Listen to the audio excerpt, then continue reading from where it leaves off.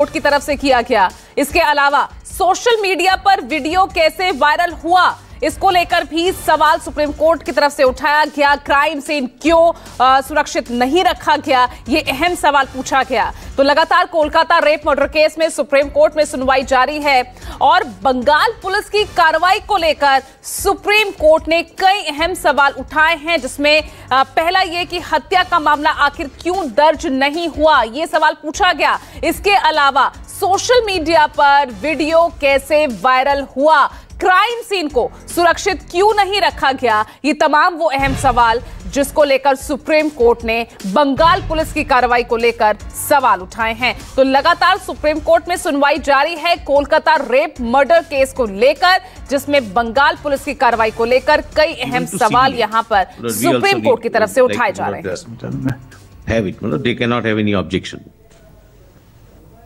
One second, I can just say, when that is. तो देखिए, आपको तस्वीरें भी हम लगातार दिखा रहे हैं। सुप्रीम कोर्ट में कोलकाता रेप मर्डर केस को लेकर सुनवाई जारी है। यहां पर आप देखिए, सुप्रीम कोर्ट ने 12 सदस्यीय टास्क फोर्स का भी गठन किया है और 2 महीने में ये टास्क फोर्स अपनी रिपोर्ट सौंपेगी। डॉक्टरों की सुरक्षा को लेकर यहां पर सवाल उठाए गए। 22 अगस्त तक पश्चिम बंगाल सरकार को स्टेटस रिपोर्ट सौंपनी है और इस तरह आज ये सुनवाई चल रही है कोलकाता रेप मर्डर केस में सुप्रीम कोर्ट में, और कई अहम यहां पर सवाल उठाए गए हैं सुप्रीम कोर्ट की तरफ से। खास तौर से बंगाल पुलिस की कार्रवाई जिस तरह से इस पूरे मामले में रही, बहुत महत्वपूर्ण सवाल उठाए। हत्या का मामला आखिर क्यों दर्ज नहीं किया गया, सोशल मीडिया पर पीड़िता की पहचान या वीडियो आखिर वायरल कैसे हुआ, इसको लेकर भी सुप्रीम कोर्ट ने चिंता जाहिर की। और मेरे साथ मेरे सहयोगी प्रभाकर मिश्रा जुड़ रहे हैं। प्रभाकर, बहुत अहम सवाल उठाए गए हैं, जिन सवालों को लेकर लगातार पहले ही जनता या डॉक्टर्स लगातार सड़कों पर है।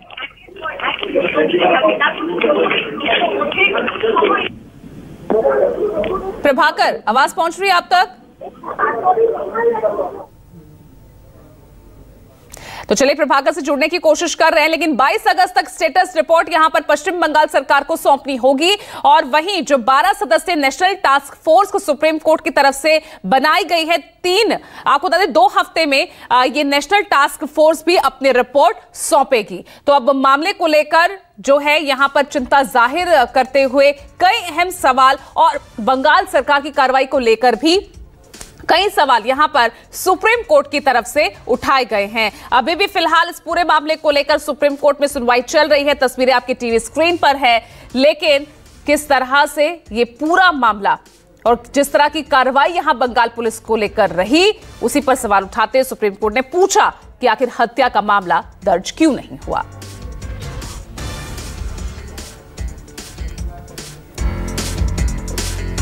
तो बड़ी खबर आपको बता रहे हैं, 22 अगस्त को जांच की स्टेटस रिपोर्ट यहां पर सीबीआई सौंपेगी। और देखिए, जिस तरह की कार्रवाई रही है उसको लेकर तो लगातार शुरुआत से ही सवाल उठ रहे हैं। तमाम जो डॉक्टर्स हैं, देश भर के डॉक्टर्स इस मामले को लेकर किस तरह से सड़कों पर रहे, वो तस्वीरें भी हमने देखी। और अब जाकर जब सुप्रीम कोर्ट में सुनवाई हो रही है तो उन तमाम सवालों को लेकर सुप्रीम कोर्ट की तरफ से भी यहां पर चिंता जाहिर की गई है। अहम सवाल यहां पर उठाए गए हैं कि आखिर क्राइम सीन को सुरक्षित क्यों नहीं रखा गया, ये अहम सवाल कोलकाता रेप मर्डर केस को लेकर। प्रभाकर मिश्रा जुड़ गए हैं लाइव मेरे साथ सीधा इस मामले को लेकर। प्रभाकर, फिलहाल क्या चल रहा है, क्योंकि हम दिखा रहे हैं कि किस तरह से अहम सवाल यहां पर इस मामले में जिस तरह से बंगाल पुलिस की कार्रवाई रही उसको लेकर तो उठाए ही गए हैं। अभी फिलहाल किस मुद्दे पर कार्रवाई चल रही है, क्या अंदर की तस्वीर?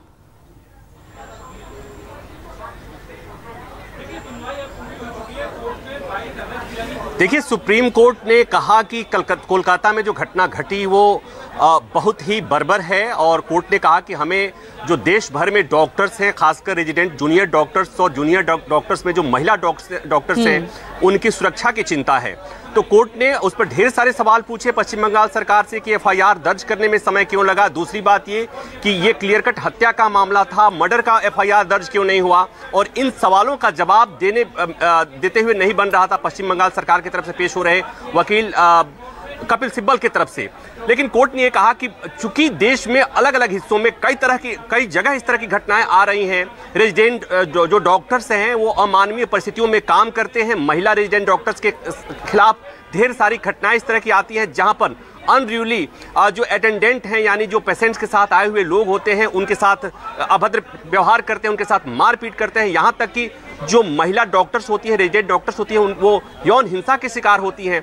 तो कोर्ट ने कहा कि हमें उनकी चिंता है और इसलिए कोर्ट ने एक टास्क फोर्स का गठन किया है जिसमें देश के तमाम बड़े डॉक्टर्स को शामिल किया गया है। साथ ही एक्स ऑफिसियो जो प्रिंसिपल सेक्रेटरी और होम सेक्रेटरी को सदस्य बनाया गया है, जिनका काम होगा जो ये देखेंगे कि देश भर में जो डॉक्टर्स हैं, जो खासकर रेजिडेंट डॉक्टर्स हैं, उनको सुरक्षा कैसे मुहैया कराई जाए। कोर्ट ने यह भी कहा कि ये डॉक्टर्स अमानवीय परिस्थितियों में 36 घंटे काम करते हैं। मसलन कोलकाता में जो घटना घटी और जिस रेजिडेंट डॉक्टर के साथ अमानवीय व्यवहार हुआ, बर्बरता हुई थी, उसके बारे में भी यही रिपोर्ट है कि वो 36 घंटे की ड्यूटी के बाद वो ड्यूटी कर रही थी। तो ये तमाम चीज़ों से कोर्ट व्यथित था।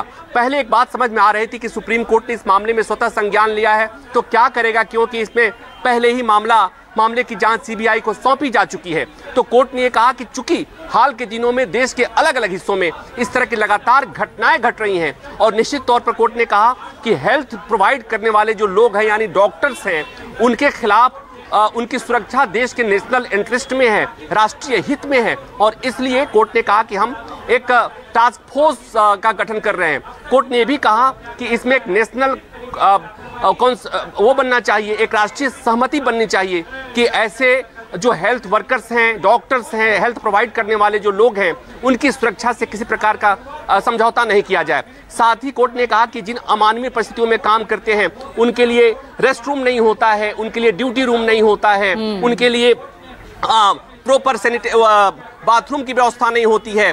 तो कोर्ट ने कहा कि उनके लिए भी व्यवस्था करनी होगी। तो ये जो टास्क फोर्स का गठन हुआ है उसमें उनका काम होगा, वो बताएंगे, वो दिखाएंगे कि किस तरह से वो सजेस्ट करेंगे किस तरह से इन डॉक्टर्स को सुरक्षा सुनिश्चित की जाए।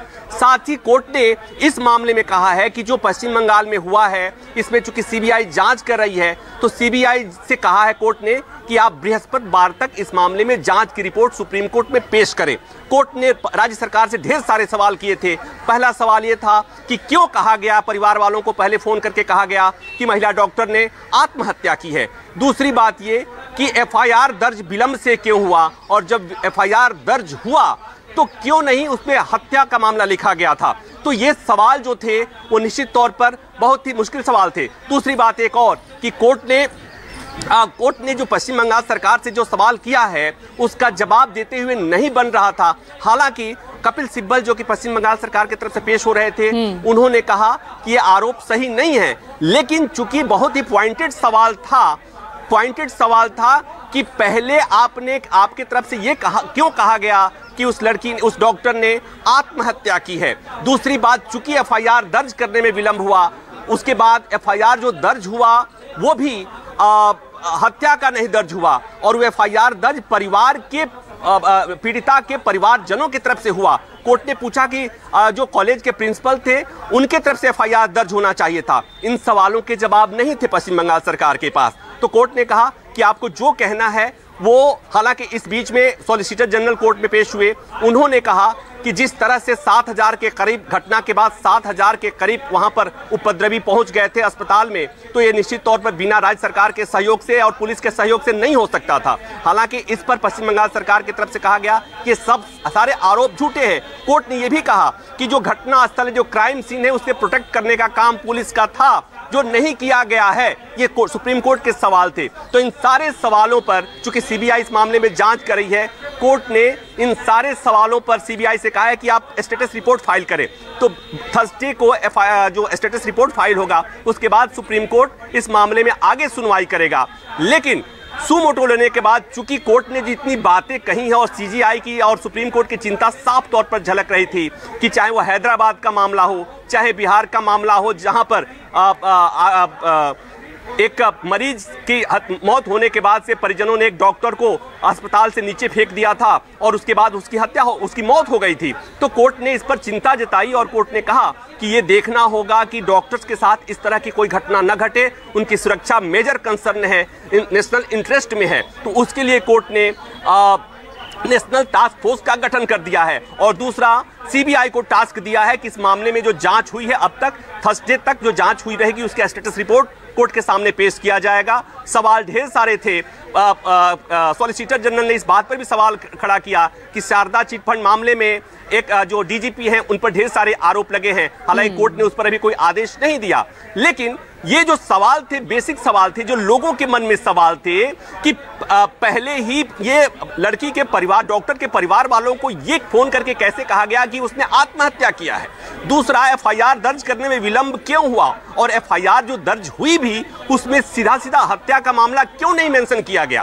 तो ये जो सवाल है, और उसके बाद एक बड़ा सवाल ये कि इतनी बड़ी घटना घटी, पूरे देश में विरोध प्रदर्शन हो रहा है, पूरे देश में चिंता जताई जा रही है और उसके बाद वहां पर क्राइम सीन से छेड़छाड़ किया गया है। कोर्ट ने कहा कि क्राइम सीन से की सुरक्षा करना पुलिस की जिम्मेवारी थी। तो ये कुछ सवाल हैं जिनका जवाब देना है, पश्चिम बंगाल सरकार भी देगी अगली सुनवाई पर। और इस बीच पश्चिम बंगाल सरकार हालांकि अपने ऊपर लगाए गए तमाम आरोपों को खारिज करती हुई नजर आ रही है। अपनी तरफ से वो मना करने की कोशिश करती हुई है कि ये कहा गया कि उसका जो पीड़िता डॉक्टर के पेल्विक बोन टूटे हुए पाए गए थे, इन्होंने कहा कि ये गलत है। दूसरा ये कि पुलिस वहां पर उपद्रवियों को सहयोग कर रही है, उन्होंने कहा कि ये गलत है। लेकिन एफआईआर दर्ज करने में विलंब क्यों हुआ और एफआईआर जो दर्ज हुई उसमें हत्या का मामला क्यों दर्ज नहीं हुआ, इस सवाल के जवाब पश्चिम बंगाल सरकार के वकील कपिल सिब्बल के पास नहीं थे। तो अब अगली सुनवाई थर्सडे को होगी, जहां पर सीबीआई की रिपोर्ट में क्या चीजें आई हैं। जब सीबीआई की रिपोर्ट कोर्ट के सामने आएगी तो सीबीआई सुप्रीम कोर्ट उस पर सुनवाई करेगा और साथ ही साथ पश्चिम बंगाल सरकार से कुछ सवाल पूछे गए हैं, उन सवालों के जवाब भी अगली सुनवाई में स्पष्ट होंगे। ठीक है, तो ऐसे में प्रभाकर, एक तरह से ये तमाम यही तो वो सवाल थे जिनको लेकर तमाम जो रेजिडेंट डॉक्टर्स हैं देश भर के, वो सड़कों पर उतरे हुए थे। कार्रवाई को लेकर वो सवाल उठा रहे थे, अपनी सुरक्षा, जूनियर डॉक्टर की सुरक्षा को लेकर तो सवाल उठा रहे थे। तो एक तरह से तो ये कहा जाए कि सुप्रीम कोर्ट की तरफ से भी उन्हीं तमाम चीजों को लेकर, उन्हीं तमाम मुद्दों को लेकर यहाँ पर जो है टिप्पणियां की गई।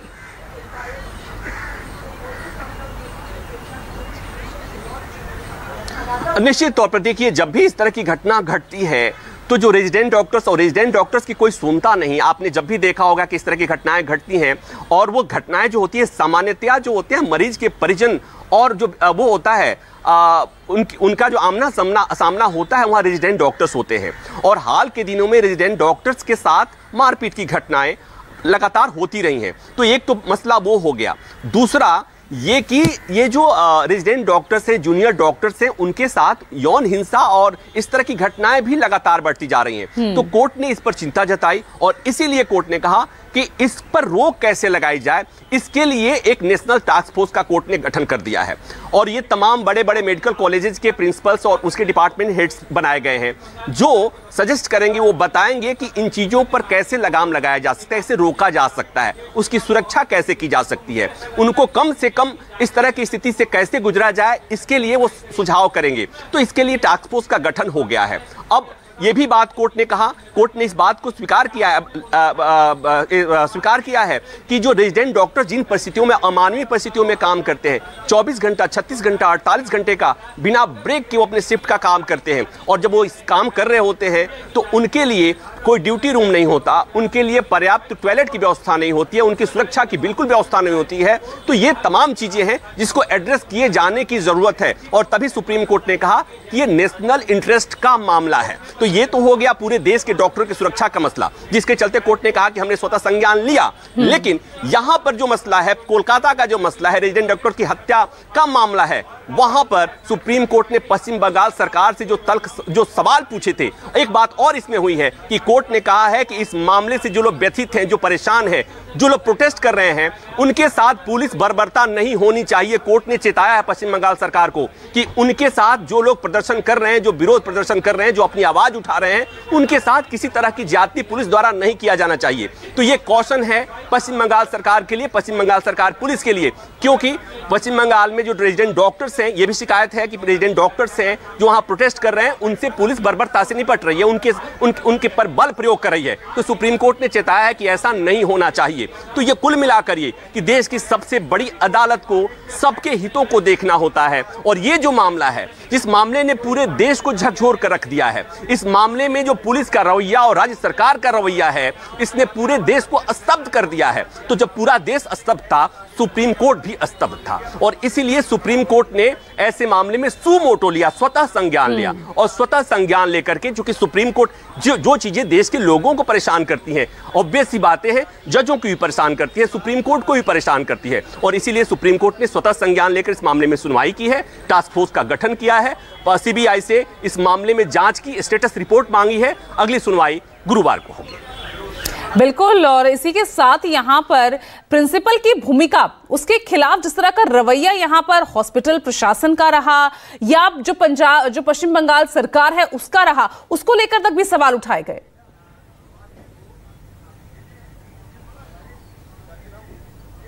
प्रभाकर, देखिए, प्रिंसिपल की भूमिका पर सवाल हाईकोर्ट ने भी उठाया था, और देखिए प्रिंसिपल की भूमिका पर सवाल हाईकोर्ट ने भी उठाया था, और उसकी भूमिका पर सवाल सुप्रीम कोर्ट ने भी उठाया है।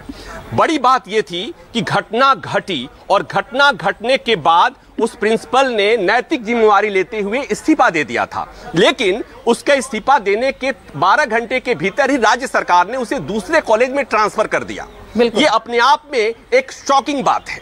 ये अपने आप में बताने के लिए, समझने के लिए काफी है कि राज्य सरकार इस घटने को लेकर कितना असंवेदनशील है। सुप्रीम कोर्ट ने उसके बाद हाईकोर्ट ने, आपने देखा कि हाईकोर्ट ने कहा कि नहीं, उनको छुट्टी पर भेजिए। सुप्रीम कोर्ट ने भी सवाल पूछा है कि उस प्रिंसिपल का क्या करना है। वहां पर पश्चिम बंगाल सरकार की तरफ से कहा गया कि माय लॉर्ड, आप जो समझें। चूंकि बड़ी बात यह है कि वहां पर जो बच्चे जाते हैं, जो स्टूडेंट जाते हैं, जो रेजिडेंट डॉक्टर्स जाते हैं, उनका गार्जियन जो वहां का प्रिंसिपल होता है, और अगर उसके साथ कोई घटना घटती है, पहली बात ये घटना नहीं घटनी चाहिए थी। पहली बात कि उनके हितों की रक्षा होनी चाहिए थी। पहली बात कि वहां पर किसी रेजिडेंट डॉक्टर को 36 घंटे क्यों काम करना चाहिए था। पहली बात यह कि वहां पर जो रेजिडेंट डॉक्टर काम करने वाले हैं, काम कर रहे हैं, उनके लिए उचित व्यवस्था क्यों नहीं होनी चाहिए। ये तमाम सवाल थे। हालांकि प्रिंसिपल पर वित्तीय अनियमितता के सवाल है का सामना कर रहे हैं प्रिंसिपल, और उनके खिलाफ पहले से जांच चल रही थी। एसआईटी का गठन कर दिया। इतना बवाल होने के बाद से राज्य सरकार ने एसआईटी का गठन कर दिया है। लेकिन सवाल यह है कि आखिर ये जिस प्रिंसिपल पर इतने गंभीर आरोप थे, जिस प्रिंसिपल के रहने के दौरान इतनी बड़ी घटना घट गई, उस प्रिंसिपल ने अगर इस्तीफा दिया, दबाव में इस्तीफा दिया, तो उसके बाद उस प्रिंसिपल को दूसरे कॉलेज में नियुक्त कैसे कर दिया गया। यह बड़ा सवाल है, और इस सवाल का जवाब पश्चिम बंगाल सरकार के पास नहीं हो सकता, बिल्कुल नहीं हो सकता। तो ये चूंकि हाईकोर्ट ने भी सवाल खड़ा किया था, आज सुप्रीम कोर्ट ने भी प्रिंसिपल के, मेडिकल कॉलेज के प्रिंसिपल को लेकर के गंभीर सवाल खड़े किए हैं, और उनका जवाब पश्चिम बंगाल सरकार को देना होगा। बिल्कुल, यहाँ पर कई अहम सवाल यहाँ पर खड़े हो रहे हैं। यानी पूरी तरह से इस मामले में जिस तरह से हम देख रहे थे कि जब से घटना सामने आई थी, पश्चिम बंगाल सरकार अपने आप को डिफेंड करने में लगी हुई थी, हर एक मुद्दे को लेकर, पुलिस की कार्रवाई को लेकर, प्रिंसिपल को लेकर जब सवाल किए जा रहे थे, उस पर भी डिफेंड करने की कोशिश कर रही थी। पूरी तरह से आज बैकफुट पर दिखी है। प्रभाकर,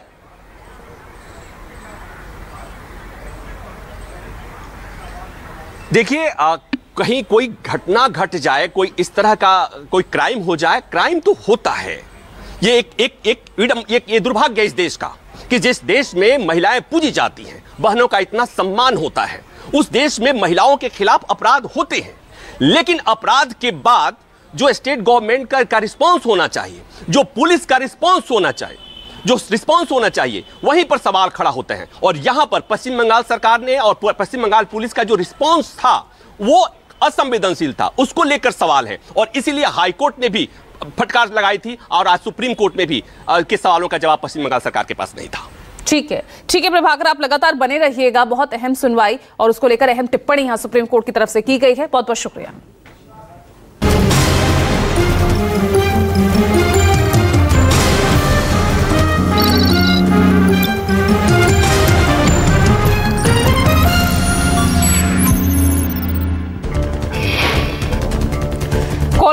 में महिला डॉक्टर से रेप के बाद हत्या किए जाने का मामला सुप्रीम कोर्ट पहुंचा। सुनवाई के दौरान सुप्रीम कोर्ट ने राज्य सरकार को लगाई फटकार। CGI D Y Chandrachud